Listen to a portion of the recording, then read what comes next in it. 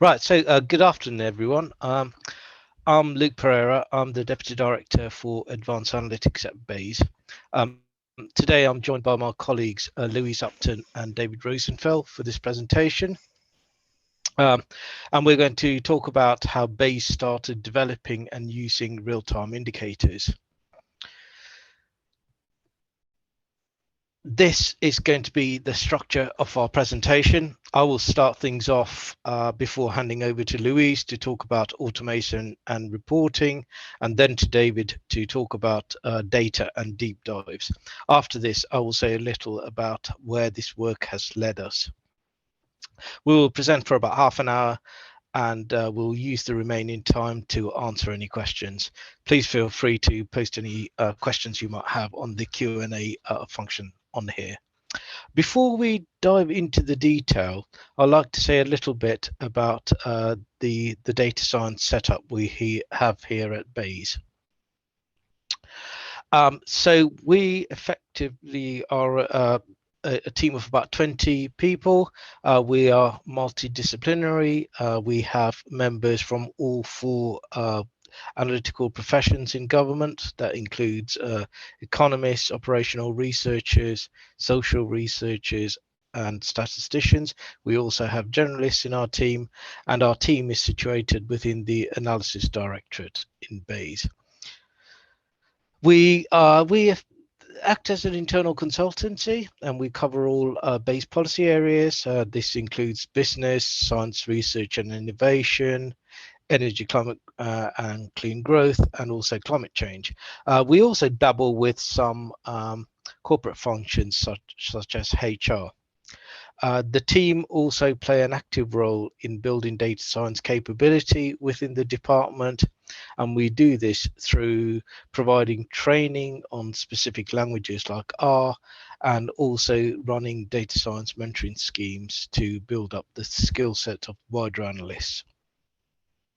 Another thing I like to sort of highlight here is that we have built our own analytical platform, and this is for experimenting with cutting edge data science techniques. At the moment, we only use this platform for open data, and for more sensitive data, we use the department's security accredited analytical platform. Since the start of the pandemic, the team have become a centre of excellence for developing and reporting on real-time indicators using alternative data sources. So this leads us nicely on to how RTIs came about. When the pandemic started, things were moving really fast. The expectation was that the virus and the measures taken to contain it would have a significant impact on the UK economy. So this drove the demand for BEIS to develop real-time indicators to help policymakers and economists track the impact in a timely manner. So this is so we can improve our understanding of how things are playing out on the ground.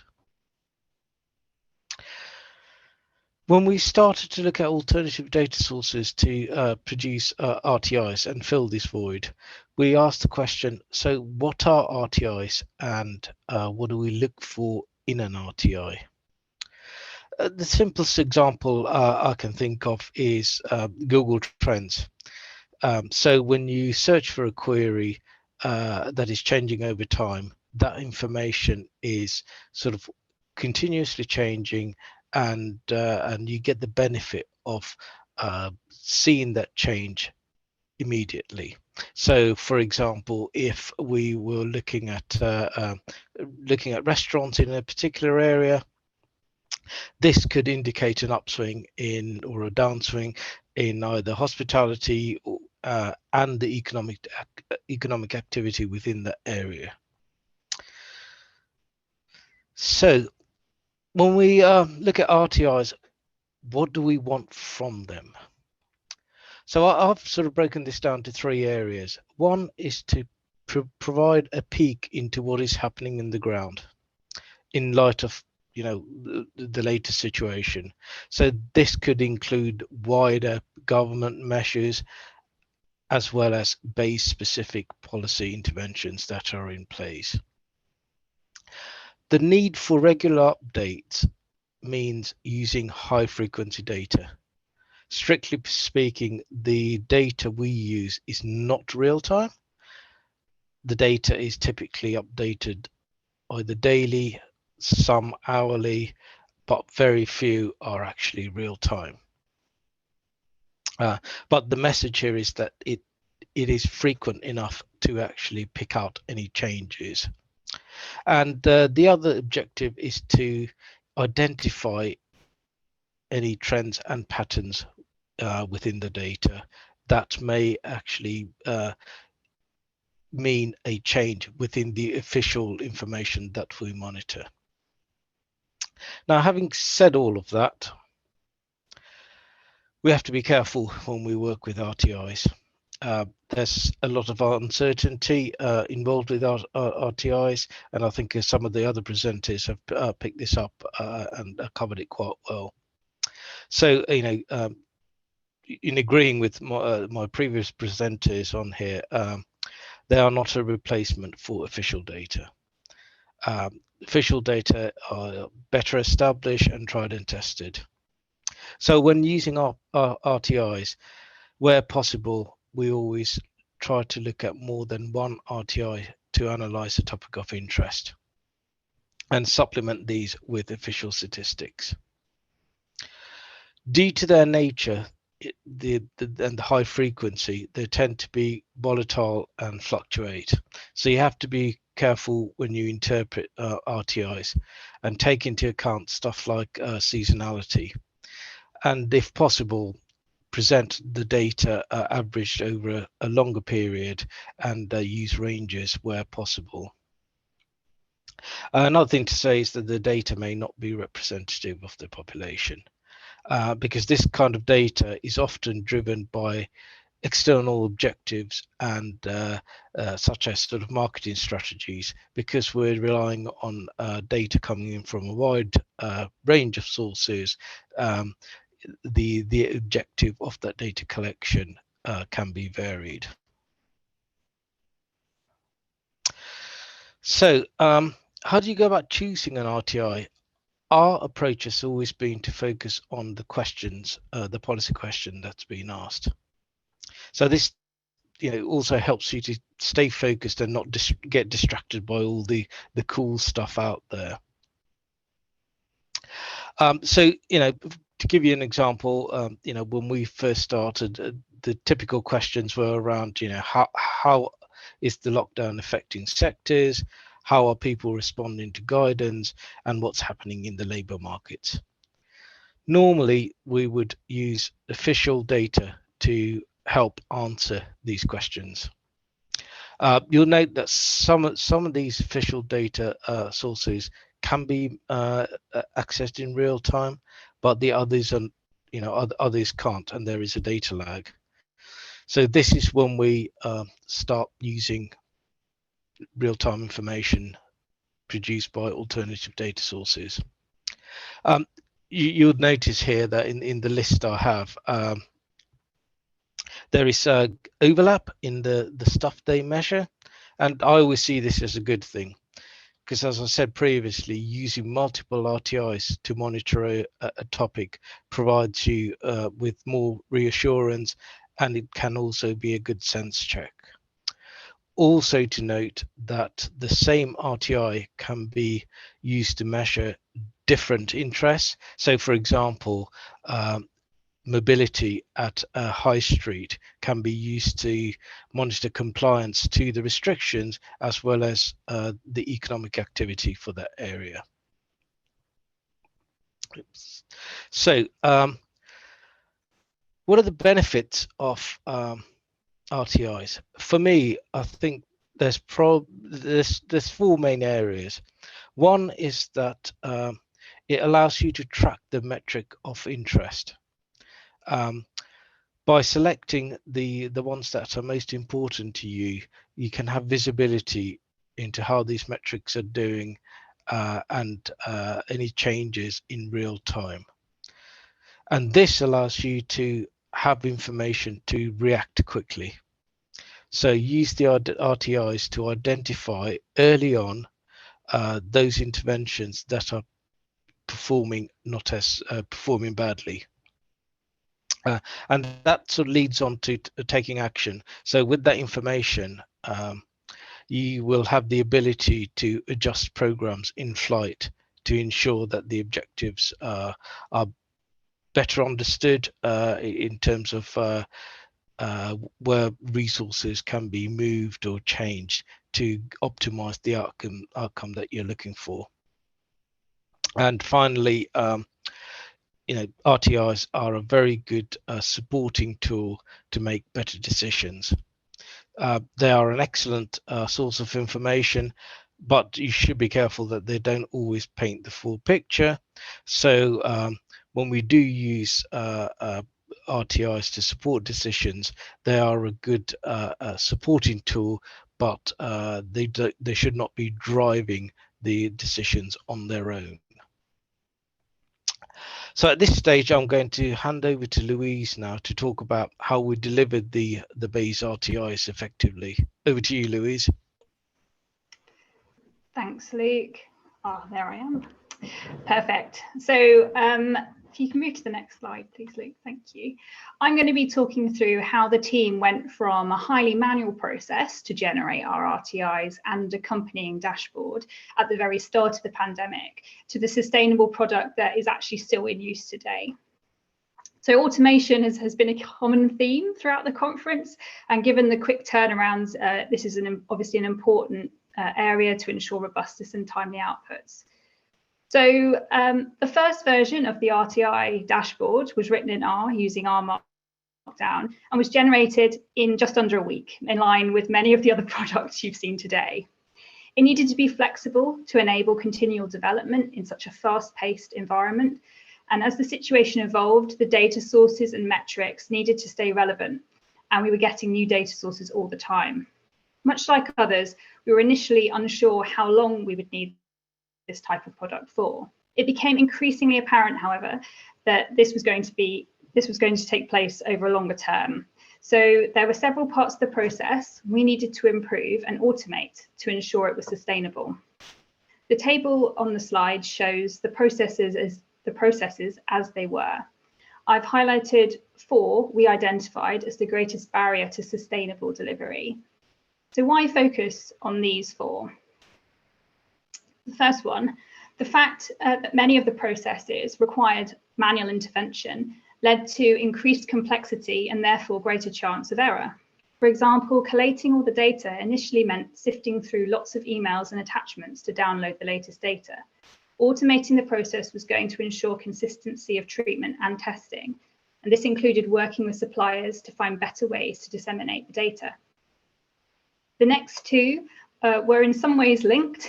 The raw data was stored in various Excel and CSV files, and any pre-processing was integrated into the same piece of code as the dashboard initially. This was immensely useful at the start, where the data and metrics were changing.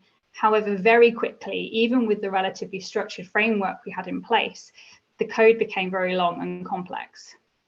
Finally, timely outputs. So at this point, we were sending an email attachment at the end of each day. This had 3 issues. The first was it meant that users had to trawl through their email history and identify what they thought was the latest version.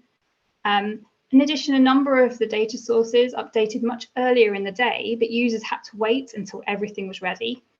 And finally, these were becoming increasingly large files that were getting very hard to physically send by email.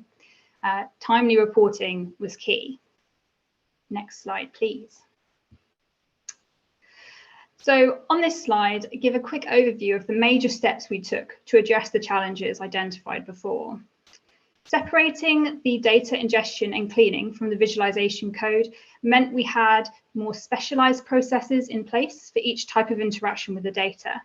We went from going straight from raw data to visualization to a 3-step process where we had raw data passing through cleaning mechanisms to a cleaned working data set on which we based our visualizations. This may not sound like a huge change. However, there were a number of benefits to this approach, including reducing the quality assurance burden. So changes could be made in specialized, shorter scripts, which were easier to assess independently, and creating a single version of the truth for each data source, so on which to base other analysis outside the dashboard. The move to SQL was essential. In the simplest terms, it meant we could directly query the data and filter it rather than it being hidden within CSV files. There are also all the other efficiency benefits that come with database storage, reduced risk of manual or accidental changes to cells and files becoming corrupted. The automation of tables was done during using a time job. This meant we could set a couple of points during the day where the ingestion and cleaning scripts ran to populate the SQL tables. This meant that the data which was available in the morning was already available in the working tables and could be used for analysis during the day. The first 3 points were taken forward in a single work strand. This was a huge undertaking, given the number of data sources and various technological challenges that were involved, and it took several months to get all of the data sources ingested and using this process. However, it saves about an hour of an analyst's time every day on just that small process. So in my opinion, the rewards far outweighed the time and resource investment here. The database was also the first spin-off benefit from the RTI dashboard project. It became a product in its own right and is now a central source of data for a range of other projects and products, which will be discussed later. At this stage, we've solved some of the issues we identified. However, there's still a major one. The dashboard was still manually generated HTML file, which had to be emailed as an attachment at the end of each day. We had access to up-to-date data, but no way to disseminate this to the end user when they needed it. This is where the second major structural change began. The move from the increasingly large HTML file to an interactive web app using rShiny, hosted on our secure analytical platform. Again, this was a major project, but 9 months after the first dashboard was sent, we had a largely automated end-to-end process from data ingestion to dissemination through an interactive web app, and the team learned a lot that can be applied to future projects. So if we go to the next slide, you'll see that there is a brief schematic of our ingestion and reporting process. This is probably too small for most people to see, but just to give you a general sense of where these improvements can be seen. So if you click next through, Luke. Yeah, perfect. So the first one I spoke about, separating out the ingestion from the front end, that can be seen here. So we've got a separate source for separate script for data ingestion and cleaning from our visualization. The second one is the storage in the SQL database. And the third, you can see those automated time jobs happening there. The final improvement requires a slight change to the schematic. So as if by magic, if we press it, slight change to the schematic in that we go from this R Markdown file to a Shiny dashboard that can be hosted on the analytical service. These changes have made the dashboard more robust and dramatically reduced the day-to-day burden on the team. We originally had 6 people working on this, and now we have 1. And on a day-to-day basis, the updates reduce the time taken to produce the dashboard from around 6 hours spread across those 6 people on a day to now a matter of minutes. So can I go to the next slide, please? Thought I'd briefly summarize what I've just said, basically side-by-side view of the processes in the original and the current dashboard, but also highlight that these improvements also had their limitations. Namely, it has made development more complex. For example, the conversion to a web app meant updates to charts can take longer, and there are a lot more interdependencies. It's also more difficult to make on-the-fly changes that could have been done earlier on in the process. For example, if the data was corrupted and you needed to temporarily remove a tab. These sorts of issues have made the team come up with additional innovative solutions, including holding the narrative, which is likely to change frequently in SQL, as well, rather than embedded in the code, and including switches in the app so we can turn off tabs if they're suspected data issues. There are still many more improvements that can be made to the production process, but I want to finish by briefly talking about one more, which has been made to the user facing side, namely ensuring visual consistency. There are a number of benefits to visual consistency, including improved accessibility for users. They know what to expect and can recognize changes. And for the team and the department more generally, it's good to cultivate a level of brand recognition. So our team have produced and developed an R package, which helps provide a consistent BEIS-like styling for a range of products. This includes themes for slides and documents generated using R, as well as individual charts. One of the uses has been in the RTI dashboard, and it helps ensure that all of this range of RTIs have an overall cohesive feeling, which improves the overall user experience, and it also reduces the time taken to format each chart. There's no more arguing about colours. The package has been published on BEIS' public-facing GitHub, so please do take a look at that. So if we go to the next slide, the dashboard has been an immense team effort and has been well received by those who've used it. Switching to the web app has increased the scope of those who can see it. But even before, when we were sending it out via email, it was being seen across government. The departments on the slide are just a handful who received it.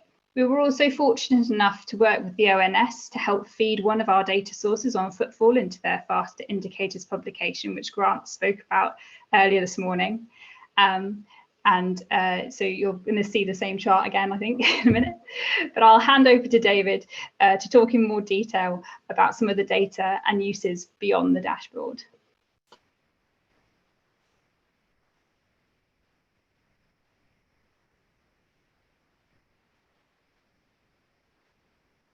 Hello.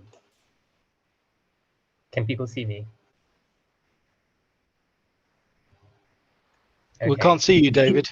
We can hear you, though. That's strange.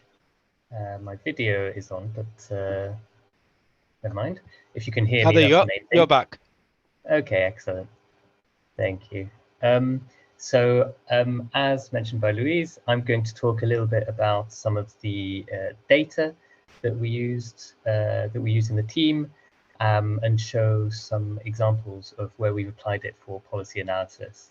So this is not going to be comprehensive because some of our data is quite sensitive, but hopefully that will give you a flavor of the kind of thing that's possible. So first of all, I'll talk about restaurant bookings data. Here we use data from a company called OpenTable. Many of you will know it. They do online booking services for restaurants. And at the start of the pandemic, they launched a website called the State of the Industry to illustrate how COVID-19 was affecting restaurants everywhere. The good thing is this data is open, and so it was very easy to access, and I know that other people have made use of it as well. And it doesn't just cover online bookings, it also covers phone bookings and walk-ins. And on top of that, the data is cross-country, so you can do international comparisons.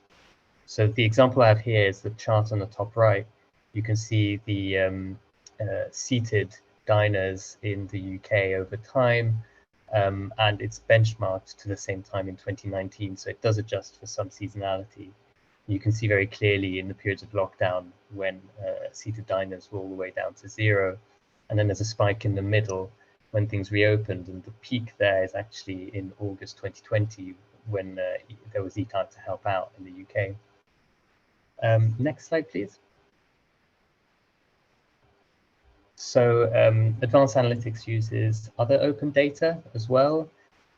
We found Google Trends particularly useful. So this is data of what people are searching for on Google, and that can provide insights into consumer interests and concerns.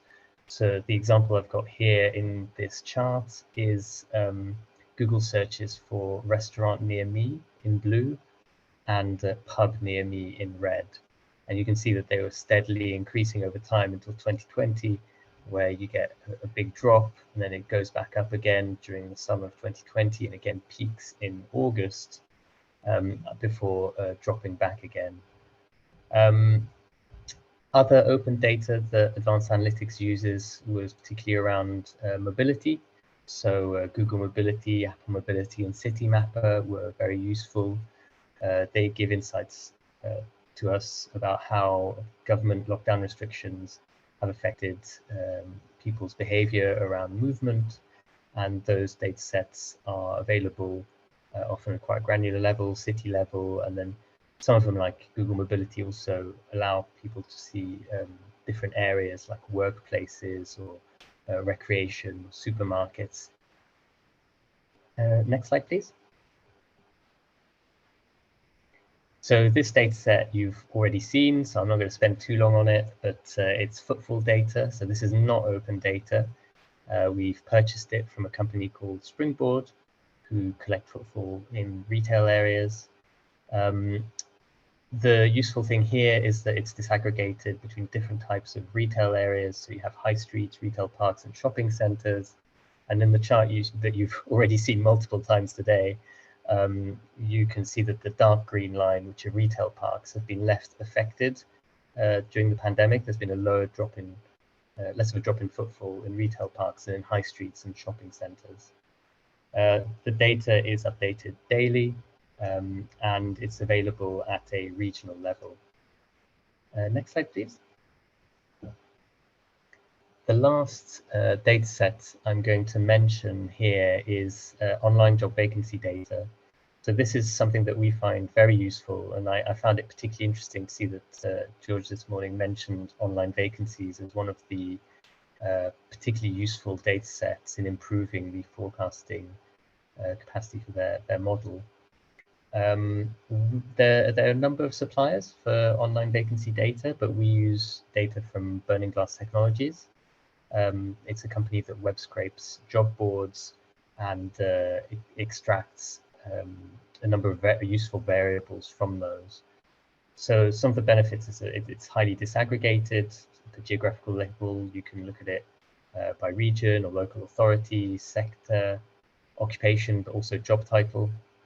And there's also some additional variables which were particularly useful during the pandemic, like mentions of working from home. And that's the chart that we're showing here, actually. You can see that the dark blue line at the bottom is the 2014 to 2019 average share of job vacancies that mention working from home. And the little ribbon around it is the range over those years. And you can see it's just under 2% and doesn't go much above that. But starting in 2020, which is the light blue line, you can see that at the start of the first lockdown, that share actually jumps up quite sharply and never really goes down again.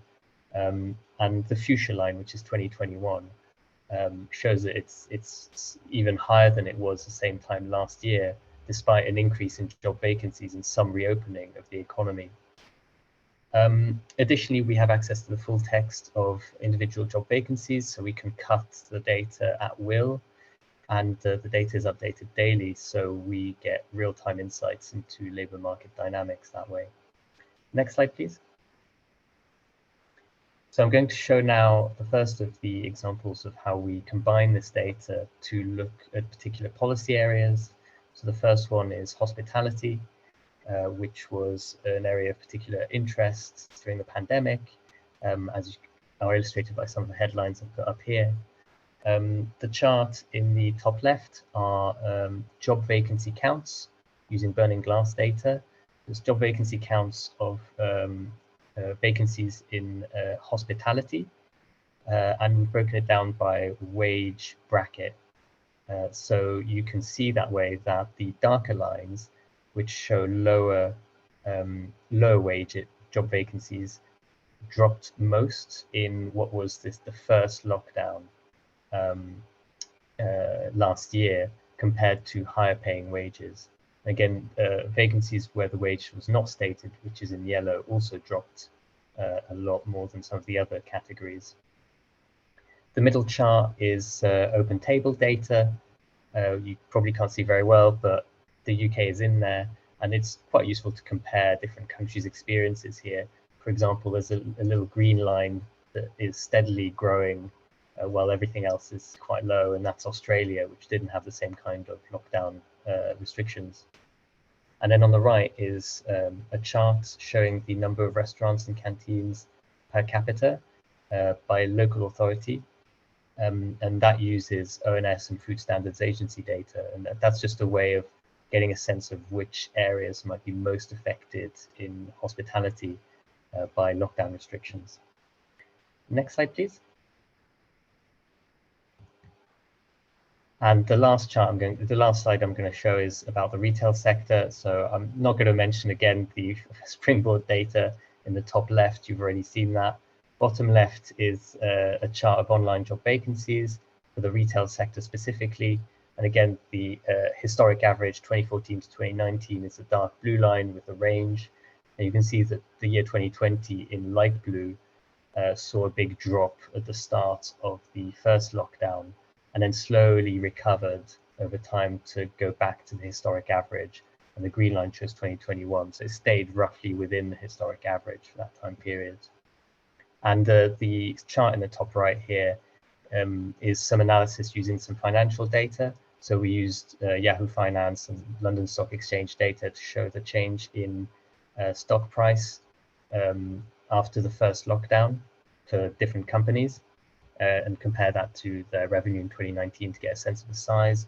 Now, you probably can't read the exact names of the companies, but the kind of analysis we can do here is just show that some companies which benefited from lockdown actually were companies like Ocado or Naked Wine, which were online-only retail, whereas some other companies like Marks and Spencer's saw more of a drop in share price because they didn't have an online retail part to them.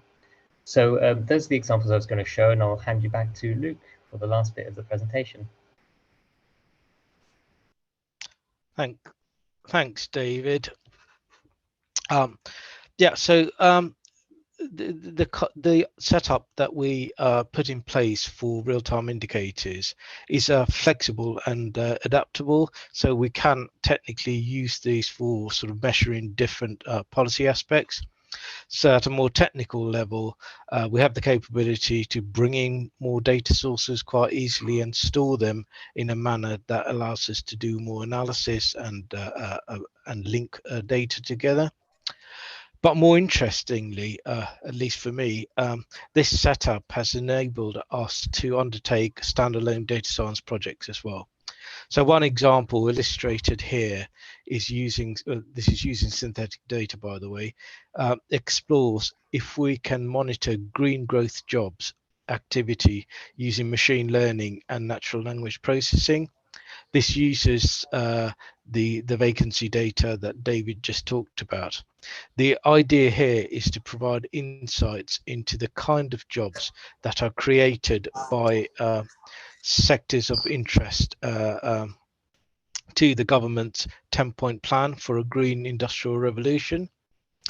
The type of outputs that we have in mind here are understanding the tasks and responsibilities for these jobs, how many are actually associated with each of the points within the 10-point plan, and what are the skills needed to do these jobs. So I think it's opened up a whole set of other interesting work that we can explore. I'm going to conclude there and invite any questions. So thank you for listening. Thank you, Luke, and team. That was really, really good. Just a reminder again of just how far we've all come on this particular journey. And just to say, I think Luke's final point there around the kind of spillover benefits are really powerful, because not only are we doing kind of longer term analytical projects, even kind of some quite rapid pieces. So as you'll appreciate, if you reading the press, a lot of questions around availability of certain types of labour at the moment. Are there enough people in particular sectors? And of course, the burning glass type data is a really, it's not completely comprehensive, but it is a brilliant way of taking a snapshot as to what's happening, what's the demand for those jobs looking like, are wages adjusting. Really quite a powerful way of getting some very, very rapid insight in a way that previously it would have taken us a lot longer. So it's been a great piece of work, and it's continuing to yield benefits over and above the work on the RTIs. So now pick up some of the Q&A. We've got about 9 minutes. So let me see. Let's go down. So a question here around how did you manage to gain access to the feed to these RTI data? And I think the question is interested in the legal and privacy issues as well as the technical. I'll start off, and David and Louise can chip in. So I think it's been quite open, being open-minded, using your networks to actually, reach out, especially to the private sector, and sort of, have the conversation, ask them whether they'll be interested in sort of working with government. And what I definitely found was that there's a lot of interest out there from private companies to work with government. So piggyback on that and start small and start reporting. In terms of legal and privacy thing, always do the housekeeping, get the contracts and the MOUs in place, make sure that you have a clear understanding of how the data is going to be used, and have that written down. But my advice would be, be ambitious and go out and speak to people, use your networks. I think that's really good advice. I mean, I think you're right. I mean, you are right. That there's been there's a community out there of people working with this stuff who want to share and want to engage. And I think we were kind of blown away in the early days of the pandemic around people wanting to help and share, which was brilliant to see. I have a question from Ian Mitchell from BEIS, who asks a question around, and it's an excellent question, and I should know the answer to this, but how was and is quality assurance built into the RTIs? Do you want me to take this one, Luke? Yeah, you're going to throw me under the bus anyway. Cool. Yes, so excellent question from Ian. And Ian knows a little bit about it because we worked with him and his excellent modelling integrity team and the network of quality assurers we have across BEIS in the analytical space to help us with this, because it was an immense task. So on a kind of very basic level, in terms of the code, we had that verified, so to check that it was error-free, and that any transfers or cleaning that we were doing was not impacting the data and the kind of making false accusations out of it. At the same time, we're a central team, and we also validated a lot of what we were doing against official statistics. As Luke was saying, we can't do anything without comparing it to the official stats that are out there, but also talking to experts in the field across the department and drawing on their experience to make sure that what we had made sense. And as I said, as we went through the process, we made sure that the coding standards that we had in place meant that the quality assurance was easier, and meant that we were not going to, accidentally introduce errors, or we were reducing the risk of that, obviously. So those were kind of the major ways that we made sure quality assurance was built into the heart of what we're doing. And when we make changes, we also use distributed version control, so we use Git and the team to make sure that we're checking each other's work, and that merges don't go in that are going to break the system. Thank you. I hope that satisfies Ian. Question here, really good one. What was the biggest challenge you faced when setting up the RTIs? And the answer can't be your director. Luke. Okay, the biggest challenge I would say is time pressure. When people know that you're doing RTIs, they want them quickly and they want more of those. So, keeping up with the demand was a huge challenge. and the old automation that Louise talked about was one way that we got out of that to actually meet the extra demand. Anything from David and Louise? I would sort of echo the continual the trying to make the process sustainable, whilst also meeting the demand that was the day-to-day business as usual. I think that was probably the point where we felt the most squeeze. At the beginning, you sort of are just trying things out and seeing what works, but then when you're trying to bed it in at the same time as doing business as usual. Great. I was also going to say just time pressure, same. So that's another way of saying me. So a lot of good answers. Final question, I think here. Where does this go next? What are you going to do next with it? Okay.